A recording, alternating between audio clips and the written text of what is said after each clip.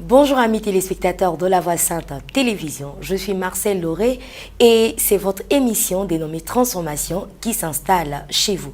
Pour ce matin, nous avons une histoire croustillante.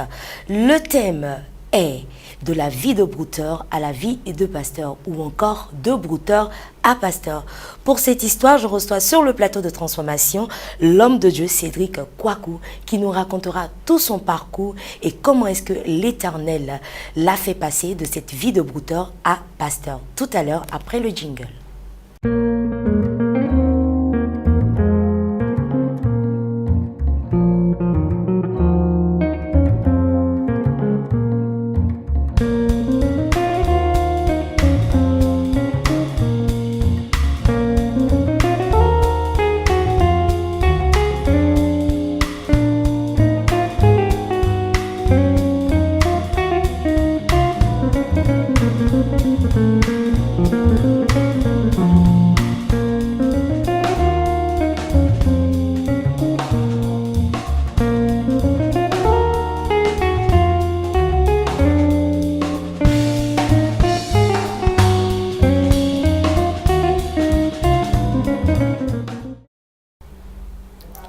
Bonjour encore à tous ceux qui viennent de nous prendre en marche. Je suis sur ce plateau de transformation avec le pasteur Cédric Kwaku de la mission évangélique Rehoboth à qui nous disons shalom. Shalom, maman.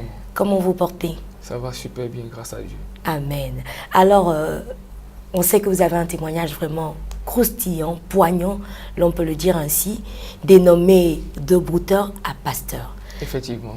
Et la première question que nous voulons nous poser ce matin, c'est comment était la vie de broutage? Comment ça se passait?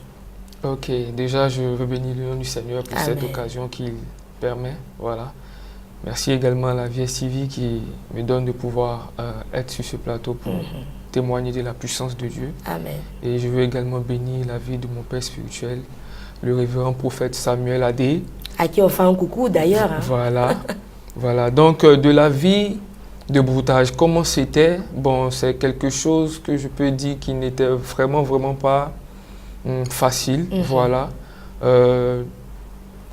Très tôt, vers première, voilà, en classe de première, j'ai fait la rencontre d'un Ibo. C'est lui-ci qui m'a permis de pouvoir connaître le broutage. Voilà, c'était quelqu'un avec qui j'étais beaucoup familier et il aimait beaucoup mon affaire. Bon, voilà, comme on peut le dire. C'est quelqu'un qui m'envoyait beaucoup. Voilà, il m'envoyait beaucoup. Vous étiez son homme de main. C'est ça. Et un jour comme ça, il s'est dit, mais pourquoi ne pas montrer ce que je fais à ce petit garçon? Et il m'a appelé un jour, il m'a envoyé dans un cyber et il m'a proposé quelque chose. Il m'a fait une formation d'environ 10 minutes. Et c'était quoi? De lancer ce qu'on appelle un format. C'est un message, voilà, à plusieurs personnes vivant en Europe. En Europe, là où on parle le français, en France, en Belgique, en Suisse et autres. Et c'est ce qui me donnait de faire. Donc chaque fois que je faisais, voilà, on travaille avec des logiciels qu'on appelle les Strator. Ceux qui connaissent peuvent savoir de quoi je parle. Ce logiciel a la capacité de pouvoir avoir environ 30 secondes près de 2000 à 3000 contacts mail des Européens. Et donc, c'est ce logiciel-là qu'on prenait pour envoyer plusieurs messages en même temps aux Européens. Et c'est lui qui voyait le message, voilà, s'il était à guichet séduit, il répondait et puis bon, voilà, le travail se passait. Donc, pour répondre à votre question, la vie de broutage, c'était, on retirait l'argent. Quand on retire l'argent, après, c'est les bas, c'est les maquis, c'est les femmes. Et puis, bon, c'est les vêtements, c'est les chaînes, c'est le bling-bling, quoi, pour alors, juste paraître. Qui dit vie de broutage rime en même temps avec fornication, avec tout ce qu'il y a comme vice possible. Hein. Effectivement. D'autres allaient même jusqu'à la drogue, tout ça. Et c'était un peu plus compliqué. Donc, c'est ce qui se faisait tout le temps. Voilà, on retirait l'argent et puis on dépensait n'importe comment. On retirait l'argent, on dépensait, on retirait l'argent, on dépensait. Et arrivé à un moment donné, cette activité ne prenait plus parce que les Européens se sont rendus compte de l'arnaque. Et puis, on faisait passer sur une chaîne télé française plusieurs informations pour donner des infos, c'est-à-dire pour parler aux Européens en disant il y a une grosse arnaque qui part de l'Afrique et précisément en Côte d'Ivoire. Donc chaque fois que vous voulez envoyer votre argent, et soyez vraiment sûr à qui vous envoyez votre argent et puis le motif, toutes ces choses. Donc ça fait que le travail, bon, ça veut dire, bon, l'argent a commencé à diminuer parce que plusieurs Européens se sont rendus compte de l'arnaque. Et pour pouvoir aussi remédier à ce problème-là, si je peux le dire ainsi, c'était de les travailler.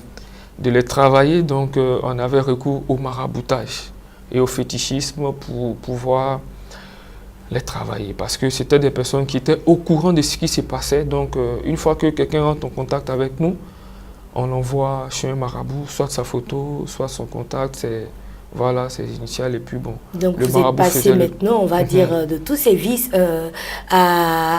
aux forces occultes. Hein? C'est ça, voilà. C'est ça. Et qu'est-ce que ces personnes vous demandaient en retour? C'était un échange, Quand je suis venu à Christ, j'ai compris que Satan a copié beaucoup de choses. Il nous parlait de 10% qu'il voulait avoir sur notre argent, sur chaque fois qu'on retirait. Voilà, il fallait venir aussi faire des offrandes, bon, en nature, voilà, et comme en espèces. Et c'était un peu ça, c'était des échanges à chaque fois. Donc quand on vient chez le marabout, après avoir retiré une forte somme, on lui donnait environ 10 ou 20%, ou même 30 même souvent. Voilà. Et lui, bon, avant de faire le travail, il nous demandait aussi des choses. Voilà, comme des poulets de couleur un peu bizarre. Des poulets de quelle couleur comme ça? Oh, il peut dire comme ça, un poulet tout vert. C'était ça existe, hein? Oui, ça existe parce que quand vous allez à l'abattoir, il y a des gens spécialement qui savent, quand tu demandes après telle couleur de poulet, on sait que c'est pour faire telle action. Donc quand on voit quelque part de précis là où tu trouveras ça. Et quand tu arrives, c'est aussi un féticheur qui vend ce genre de poulet-là. Ou bien soit... Ces poulets, on pourrait même dire que peut-être ce sont des poulets mystiques. Parce que des poulets tout verts, bon, on n'en a pas vu. Voilà, hein. Voilà. Je pense qu'on n'est jamais allé dans un poulailler et puis bon, on a vu un poulet tout vert ou voilà, encore une autre couleur. À part le vert, il y avait des poulets de quelle couleur? Il y avait des poulets, je peux dire, tout noirs. Wow. Voilà, ça c'est aussi fréquent, on les voit. Tout blanc, ces genres de couleurs-là avec lesquels on travaillait. Voilà, ils nous demandaient aussi souvent des œufs. Et puis, bon, voilà, ils apprêtaient très souvent des canaris, on devait casser à les carrefours, des œufs qu'on devait casser. On devait faire aussi des petites offrandes aux mendiants, les vendredis, toutes ces choses, afin de pouvoir, voilà, je peux dire comme ça, voilà, réussir les activités. Réussir de manière humaine, humainement parlant, parce que ce n'est pas une réussite spirituelle aussi. C'est ça, c'est ça. Et bon, donc, ça c'est un niveau, c'est juste un niveau, hein, voilà. Parce qu'il existe encore d'autres niveaux. Il y avait plusieurs niveaux. Ça, c'est juste le niveau basique. Quand tu arrives là, c'est tout ce qu'on te demande pour l'instant. Donc, tu trouves ça très facile. Tu te dis, mais attends, donner juste un poulet, c'est pas compliqué. Voilà. Et quand on travaillait comme ça, arrivé à un moment donné, on n'arrivait plus à avoir quelque chose. Et là, quand on vient voir le féticheur, il nous disait encore, mais il faut faire une autre étape. Et donc, à ce niveau-là, on passait dans une autre dimension.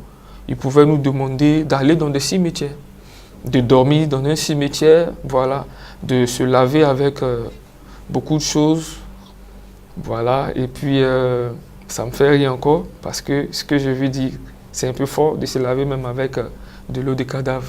Wow. Voilà.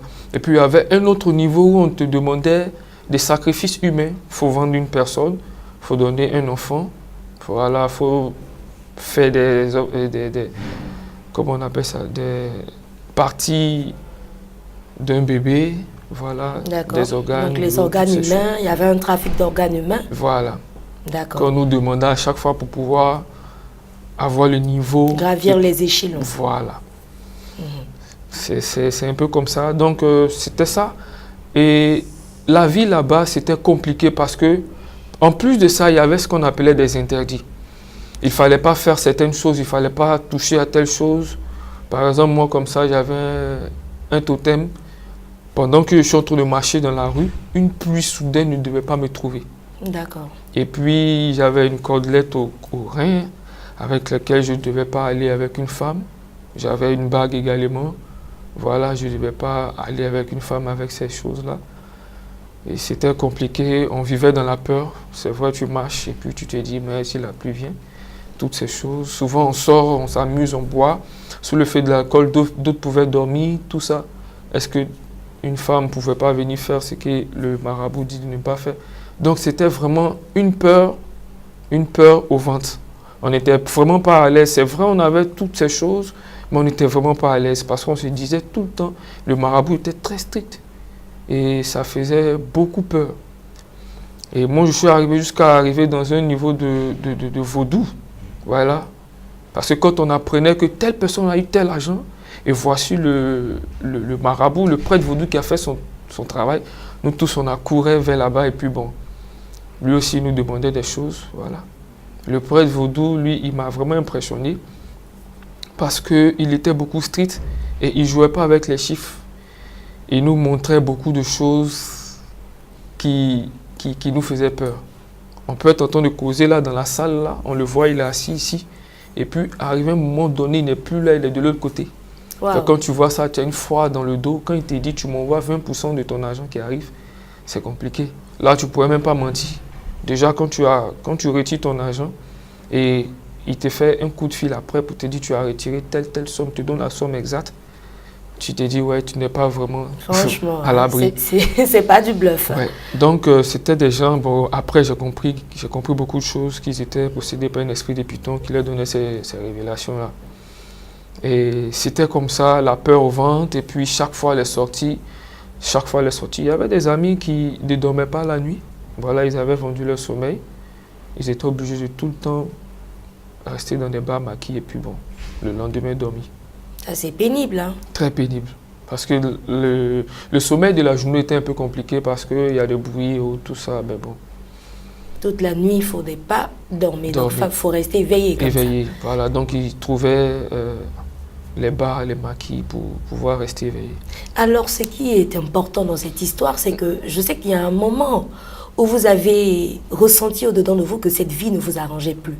Alors, comment ça s'est passé? Quel déclic il y a eu à cet instant précis dans votre vie? Ok, donc quand j'ai fait la rencontre du prêtre vaudou, il y avait tellement des interdits. Il y avait beaucoup d'interdits. Il ne fallait pas donner l'argent à la famille, toutes ces choses. Et ça me mettait mal à l'aise. Franchement, quelqu'un pouvait me dire que bon, voici, il y a un problème, et puis bon, tu as toutes ces choses-là. Et puis tu ne pouvais pas donner. Il y avait au moins une dose d'humanité en moi, même si j'étais dans le camp des ténèbres, ça me faisait vraiment beaucoup mal. Et là, j'ai commencé à me dire, mais comment faire pour quitter cette situation? Comment faire pour quitter cette situation? Je n'étais pas chrétien, je ne priais pas, je ne pouvais pas prier. On nous avait même interdit d'aller dans des églises vivantes. Voilà, ils nous avaient dit, on peut aller dans des églises, bon. Des églises dites mortes, hein? Voilà, où il n'y a pas l'Esprit de Dieu. Voilà, où il n'y a pas l'Esprit de basique. Dieu, voilà, on pouvait aller là-bas. Même avec tout ce qu'on a sur nous, on pouvait aller là-bas. Mais dans une église vivante, c'était pas donné. Parce qu'il disait que le pasteur pouvait voir. Voilà. Et nous-mêmes, on pouvait tomber. Donc, un jour, bon, je pense que le Seigneur a entendu le cri de mon cœur parce que, voilà, le Seigneur sonde les cœurs et les reins. Il y avait cette souffrance-là en moi et c'était comme des prières qui s'échappaient de moi. Et je pense que l'Éternel qui est partout, omniscient, connaissait les pensées de mon cœur. Voilà. Comment je vais faire? Aussi jeune âge, j'étais vraiment, c'était pas joli à voir. Je maigrissais, je perdais du poids, je prenais du poids. C'était compliqué. Je me demandais comment faire pour sortir de cette situation. J'étais condamné comme ça et puis bon, je me disais, mais est-ce qu'il n'y a pas un moyen? Puisque je n'étais pas chrétien, je ne savais pas.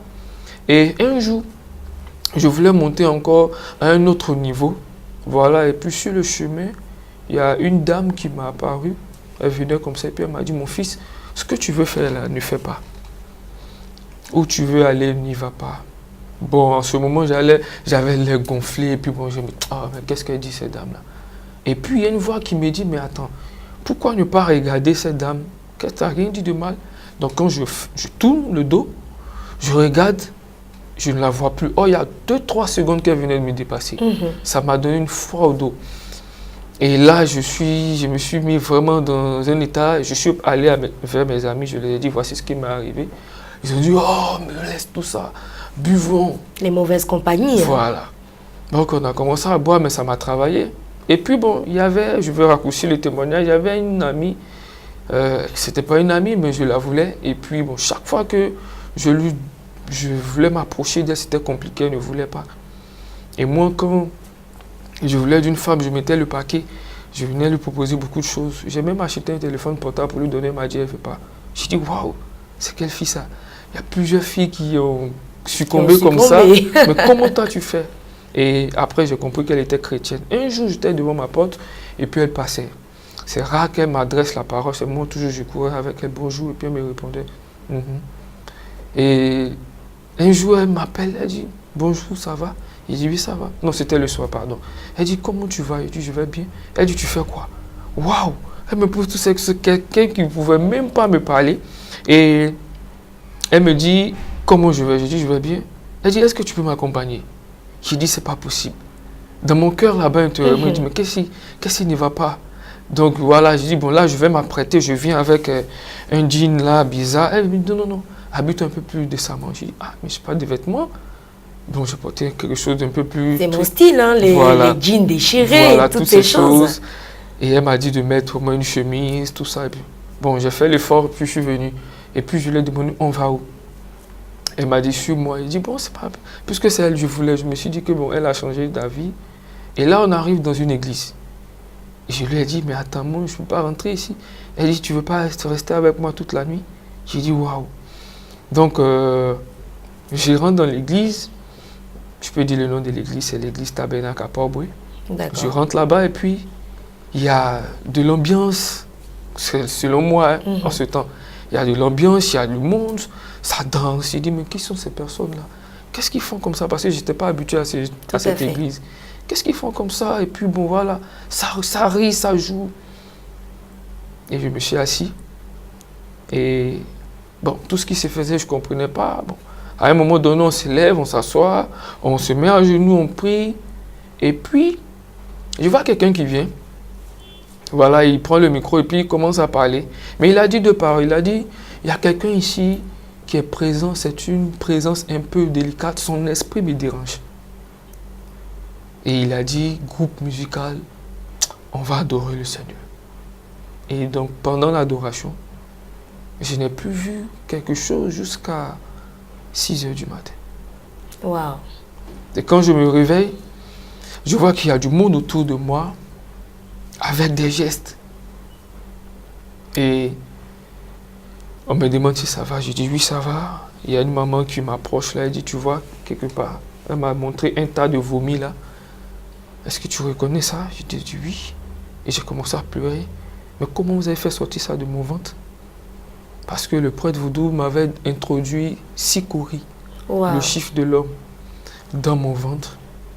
Et il m'avait dit, le jour où je voyais sortir ces coris-là, c'était fini pour moi.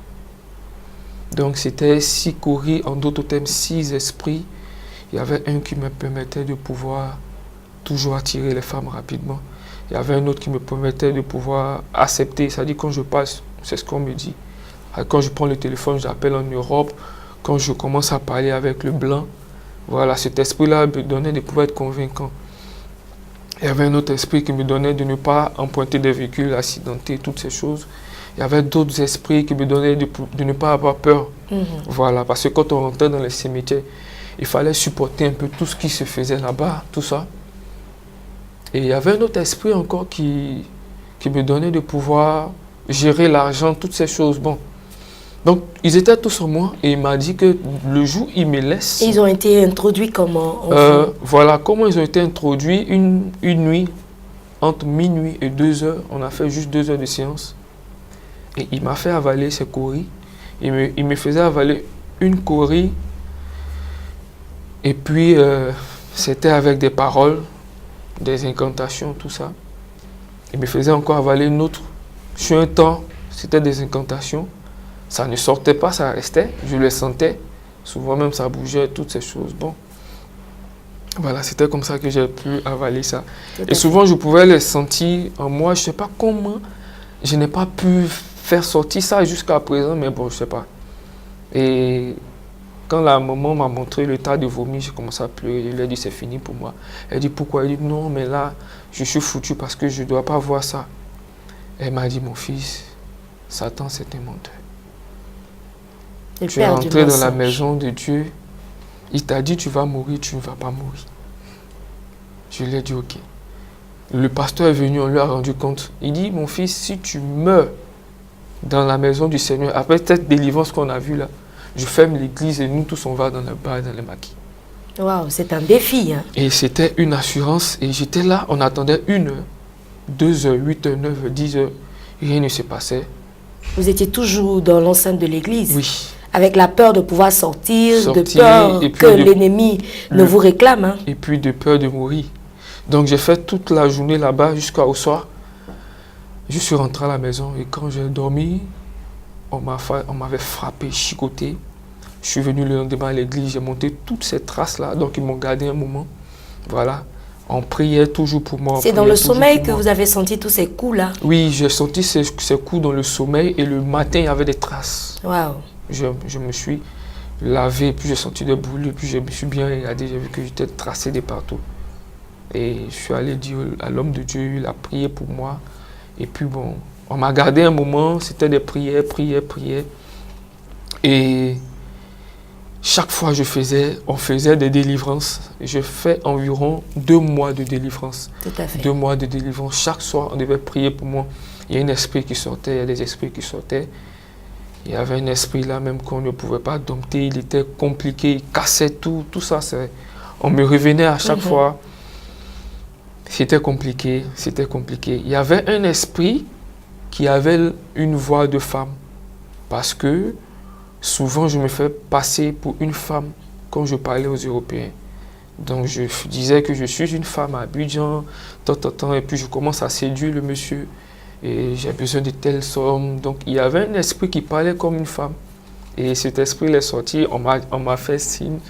Voilà, il y a un esprit qui était là, qui a parlé comme une femme. Il dit, mais c'est pas possible.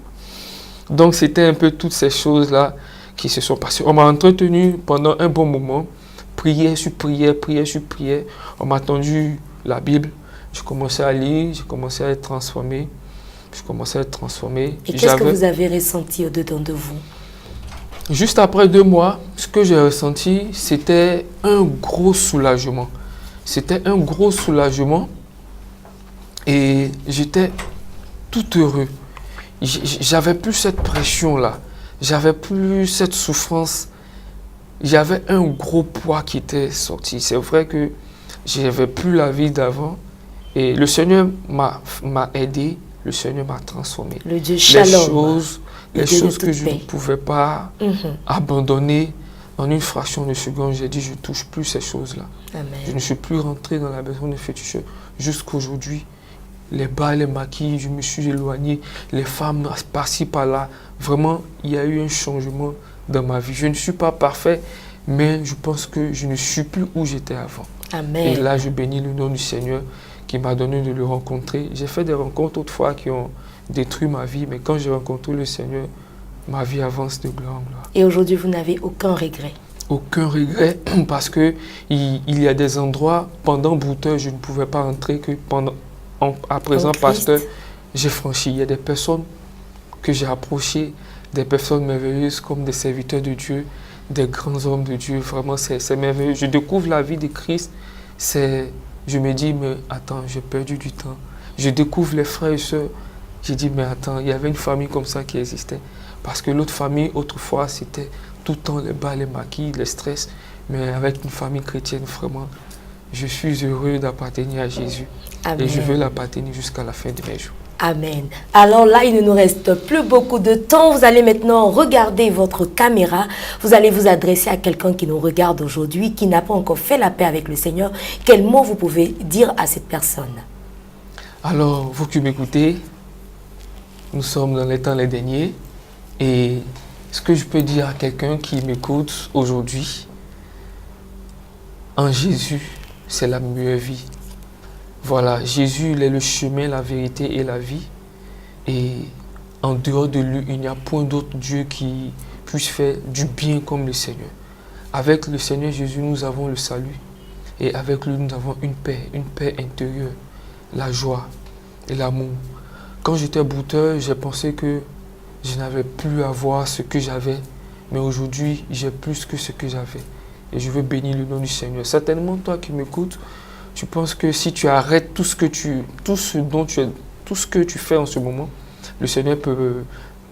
Tu te dis que tu vas devenir misérable. Non, le Seigneur prendra le soin de ranger ta vie. Et il te donnera d'aller de gloire en gloire.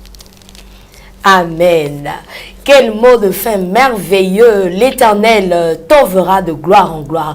Alors toi qui nous regardes, il est temps pour toi de pouvoir donner la main au Seigneur comme le serviteur de Dieu l'a fait. Aujourd'hui, de cette vie de brouteur, il est également non seulement enfant de Dieu, mais pasteur au service plein du Seigneur. C'est sans regret qu'il est venu à Dieu. Alors nous t'interpellons. Il est temps que tu fasses aussi la paix avec ton Jésus qui te tend la main maintenant. Nous donnons les contacts de l'homme de Dieu. Si vous voulez encore savoir beaucoup de choses concernant sa vie de conversion, il sera très ravi de partager son expérience avec vous et plus encore vous aider à faire la paix véritablement avec le Seigneur. Il est joignable au 00225 pour tous ceux qui ne sont pas en Côte d'Ivoire et vous tapez là le 09 35 79 99. Ce contact s'affiche au bas de l'écran. Que Dieu vous bénisse et nous espérons recevoir très prochainement vos témoignages de conversion à la gloire de l'Éternel. Tout comme le pasteur Cédric Kwaku, vous êtes très nombreux à avoir aussi un témoignage pour l'édification du corps de Christ. C'est possible, vous pouvez aussi participer à cette émission. Vous avez qu'à nous appeler au 00225. Pour ceux qui sont en Côte d'Ivoire, vous n'avez pas besoin de taper ce préfixe et vous composez le numéro le 01 91 41 94. Ce contact s'affiche également au bas de votre écran et nous serons très ravis de pouvoir encore édifier un enfant de Dieu qui n'a pas encore fait la paix avec le Seigneur. Ou encore, vous pouvez nous écrire sur la page Facebook. Toutes nos pages s'affichent là maintenant au bas de notre écran et ensemble, le royaume de Dieu sera glorifié. Que Dieu nous bénisse.